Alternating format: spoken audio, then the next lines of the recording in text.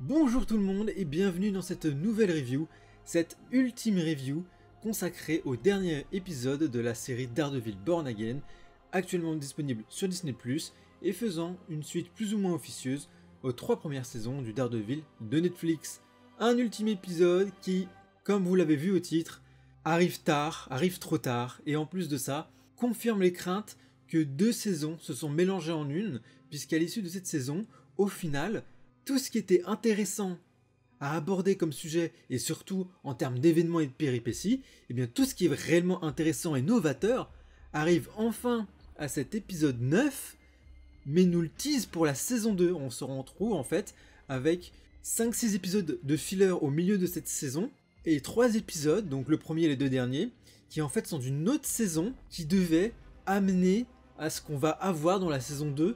Mais en fait, je pense que la saison 2, ça aurait pu être la saison 1 qu'on aurait dû avoir si c'était laissé encore plus de temps. Mais le problème, est-ce qu'il n'était déjà pas trop tard, puisque la première version de cette saison était majoritairement terminée, faite, et que finalement, ce rétropédalage arrive bien trop tard pour sauver cette saison, et d'une manière générale, pour le MCU, arrive trop tard, puisque bon, là, Daredevil, ce qu'on aimerait, c'est qu'à la fin, bon, je saute directement à la fin, mais il nous annonce qu'il veut créer une armée pour combattre l'hégémonie de Fisk en tant que maire dictateur de New York, sauf que dans son armée, on va se retrouver, je vous assure, avec que des no-names, que des randoms, alors que si cette saison serait venue bien plus tôt dans le MCU, ne serait-ce avant ou juste après Endgame, eh bien on aurait pu avoir du Hawkeye, du Spider-Man, voire même du Doctor Strange, ou bref, plein de noms beaucoup plus hype, parce que là, bon, clairement, ça va être Punisher, Luke Cage, Jessica Jones à la limite, et une Miss Marvel qui traîne par-ci par-là peut-être. Et bon, bah ça fait pas rêver, heureusement qu'il y a toujours le Punisher et Daredevil. En parlant du Punisher, bon bah heureusement ils l'ont fait revenir pour une ultime confrontation avec les hommes de main du Caïd. Donc au moins pour nous servir une bonne dose d'action bien punisheresque comme on les aime. Même si au niveau de la technique, il y a des choses à redire, les ralentis exagérés à la Snyder et les effets de sang numériques pour en mettre plein la vue, alors que franchement c'était pas non plus la chose la plus indispensable à faire. Mais bon, c'était juste, ils l'ont mis là pour le mettre là, il a été rappelé comme par hasard par Karen, qui revient évidemment comme par hasard pour le dernier épisode pour dire « Eh, vous avez vu, on l'a fait revenir pour le dernier épisode et donc elle est présente dans la série.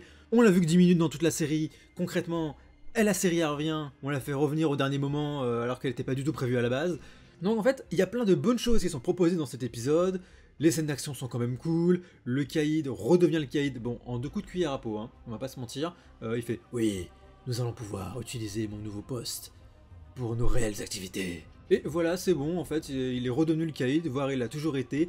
Il n'y a jamais eu de gros travail de remise en question ou de changement du personnage. Non, non, non, en une phrase, on nous annonce un truc qui aurait dû nécessiter un meilleur développement, contrairement à Daredevil qui a quand même eu quelque chose d'un peu plus consistant. Daredevil qui se prend une balle, mais on voit aucune réaction dans le gala, on passe directement à la phase où il est à l'hôpital, et comme convenu, le fait qu'il soit blessé, ça a ramené le Punisher pour l'aider. D'ailleurs, Karen qui appelle le Punisher pour aider Daredevil qui revient, mais qui prend pas le temps de le voir à l'hôpital. Bon, j'ai peut-être loupé un truc, mais bref. Pour résumer un peu l'épisode, je l'ai trouvé bien, je l'ai apprécié le visionnage, sauf qu'évidemment c'est un épisode final, et je trouve qu'il n'a vraiment pas l'allure d'un épisode final, de conclusion, pour une saison du moins. Et c'est clairement en fait, c'est clairement l'épisode 3 d'une série parallèle qu'on aurait dû avoir. Et le reste de la saison aurait dû nous amener à cette fameuse guerre civile urbaine qu'on nous vend à la fin de cet épisode, et qui franchement, là pour le coup, non seulement c'est intéressant parce que c'est une confrontation du Caïd et du Daredevil qui prend une nouvelle envergure, puisque là cette fois c'est Daredevil et ses héros qui sont hors la loi, fugitifs, contrairement à Fisk qui est du côté de la loi et du pouvoir, là où c'était inversé dans les autres saisons. C'était Daredevil qui représentait la loi, la justice, et Fisk qui était le fugitif, entre guillemets, le criminel à mettre sous les barreaux. Ce rapport de force qui s'inverse, c'est extrêmement pertinent. En plus de ça, c'est inédit parce qu'on n'a jamais eu de guerre civile à New York, de guerre civile urbaine. Et puis évidemment, c'est quelque chose inédit, mais de vraiment nouveau par rapport aux précédentes saisons, qui aurait pu démarquer ce Born Again des autres saisons, parce que là, les seules choses bien dans ce Born Again, c'est simplement ce qu'ils ont repris des anciennes sans vraiment les faire évoluer.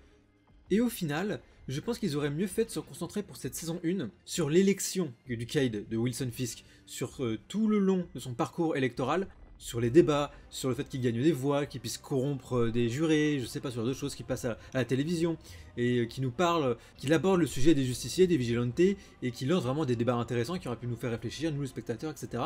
Et nous concentrer sur Muse et White Tiger, sur ces deux-là en particulier, et vraiment nous focaliser là-dessus, et ensuite, à l'issue de cette saison 1, faire élire Daredevil, et premier épisode d'une éventuelle saison 2, hop, on nous met cet épisode 9 qu'on a eu là, c'est-à-dire il prend le pouvoir, il met le couvre-feu, il met en place une milice privée, ce genre de choses, et il lance cette guerre civile urbaine entre le camp de Daredevil et le camp de Wilson Fisk, et là on aurait une saison 2 totalement bien préparée via une saison 1, qui se serait plus concentrée sur les nouveaux éléments initiaux qu'il voulait ajouter, mais en mieux exploité et mieux préparé, parce que vraiment White Tiger et Muse, indépendamment de leurs personnages, je les ai trouvés assez bien, assez réussis, même s'ils sont malheureusement effroyablement sous-exploités. C'est vraiment dommage de ne pas avoir davantage mis l'emphase sur ces personnages. Alors, White Tiger, ça se comprend, puisque l'acteur est malheureusement décédé quelques mois avant les reshoots, si j'ai bien suivi.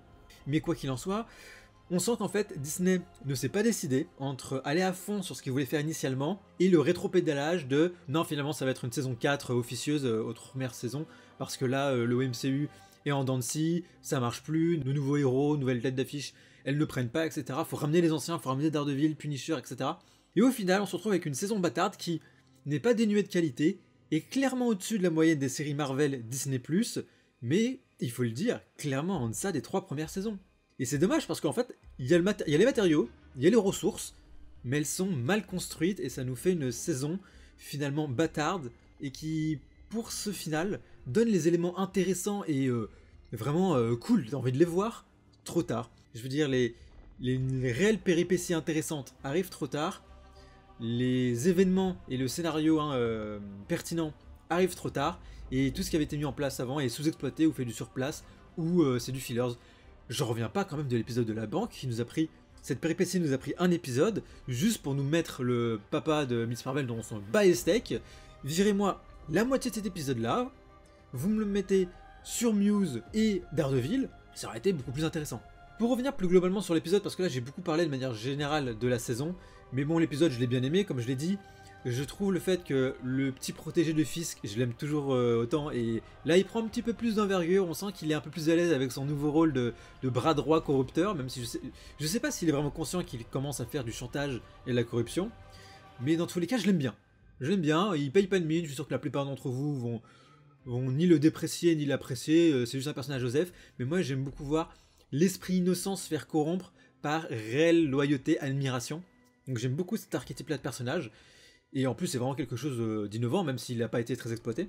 La petite copine de Daredevil, bon, elle, franchement, elle est juste énervante, hystérique. On comprend pas vraiment pourquoi elle est comme ça, alors que ça aurait été intéressant de l'avoir construite dès le début pour l'amener à ça, parce que là, elle passe juste pour une connasse en fait, à dire c'est moi qui me suis sauvé, alors qu'elle serait morte sans l'aide de Daredevil.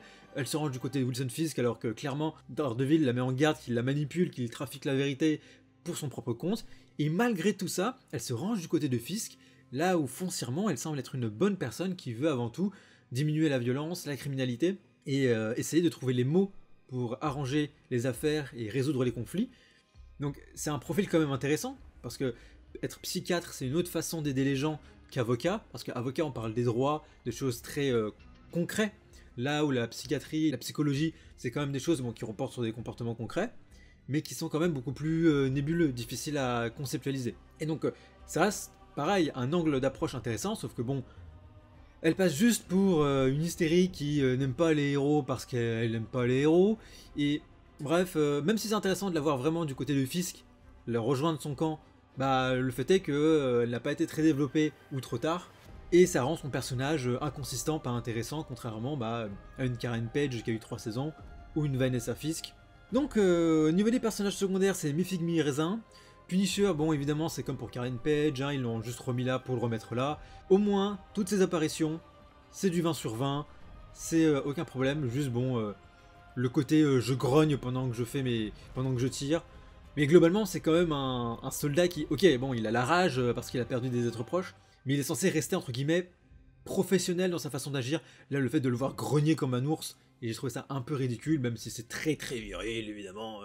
Mais bref, c'est tout ça me semble arriver trop tard, c'est compliqué, ça s'entremêle beaucoup de choses entre les bons et les mauvais points. Daredevil, au final, on l'a très peu vu durant la saison, ils l'ont très peu iconisé.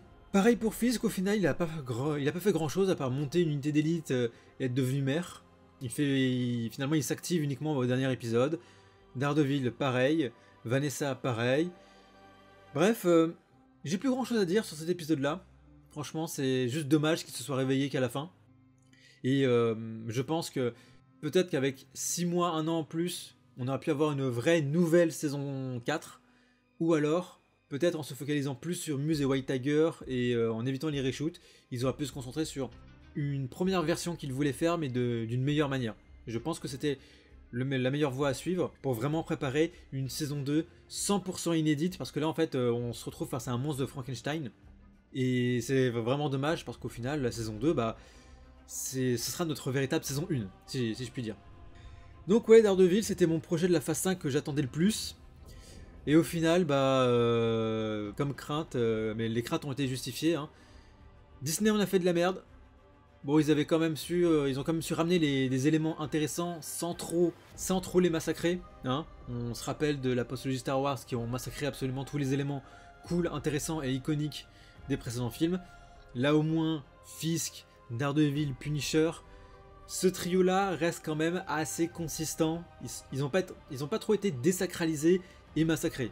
Bon, ils ont quand même certains d'entre eux des réactions plus ou moins étranges, parce que la série est évidemment plein d'incohérences. Point Dexter, Bullseye qui disparaît pour cet épisode 9, c'est incroyable ça. Moi je m'attendais à ce qu'il y ait une course-poursuite entre Wilson Fisk, Daredevil et Bullseye, et même on en parle que Bullseye voulait tuer Wilson Fisk.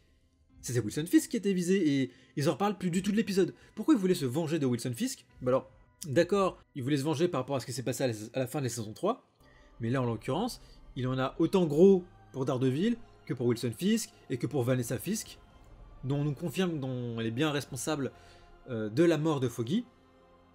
Pareil, ça aussi c'est très intéressant, mais ça aurait dû être le cœur de la série en fait, puisque Foggy meurt épisode 1, que Matt Murdock étudie sur son meurtre, remonte à Vanessa Fisk. Ça aurait été très intéressant de mettre cette enquête-là en parallèle à la quête de pouvoir de Fisk.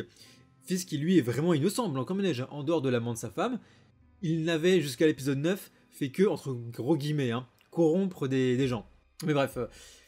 Mais voilà, plus j'en parle, et plus il y avait des pistes intéressantes à creuser pour créer une saison 1 d'un bloc consistante et sans ce délire de monstre de Frankenstein. Donc voilà, il y a des éléments manquants, des éléments en trop, des éléments intéressants mais qui arrivent trop tard, des éléments qu'on se traîne de la première version de cette série. Donc oui, je pense que le terme monstre de Frankenstein et qui arrive trop tard résume bien mon avis global pour cette saison. Là, je pense que les nuages noirs sont derrière nous, que là la saison 2 peut vraiment aller sur de bons rails. Le tournage a déjà commencé et là ce sera que de l'inédit. Ils vont jeter toutes les premières versions de leur script à la poubelle et ils vont pouvoir vraiment se concentrer sur faire une saison 2 de qualité, du moins je l'espère, sans grève des scénaristes, sans reshoot complet, sans remise en cause de Marvel puisque ça a déjà été fait avant. Donc là, il n'y a que de bons signes pour nous faire une bonne saison 2. Il n'y a pas d'excuse, il n'y a aucune excuse, même si pour moi, ils auraient dû faire de meilleurs choix que cette entre-deux bâtarde qui a conduit à cette triste première saison. Quoi qu'il en soit, Daredevil reste l'un de mes programmes préférés chez Marvel, malgré cette saison 1 des plus en deçà et décevantes, malgré les bons points qu'il puisse y trouver. J'attends avec impatience la saison 2, mais j'attends encore plus la saison 2 d'Andor, dont vous aurez évidemment les reviews chaque semaine, du moins je vais essayer. Donc j'ai extrêmement hâte, et là pour le coup, ça sent extrêmement bon. Donc je vous dis à la prochaine pour les reviews d'Andor saison 2. Sur ce, merci d'avoir écouté cette ultime review de Daredevil Born Again épisode 9. Je vous dis à la prochaine pour de futures vidéos, portez-vous bien, salut tout le monde.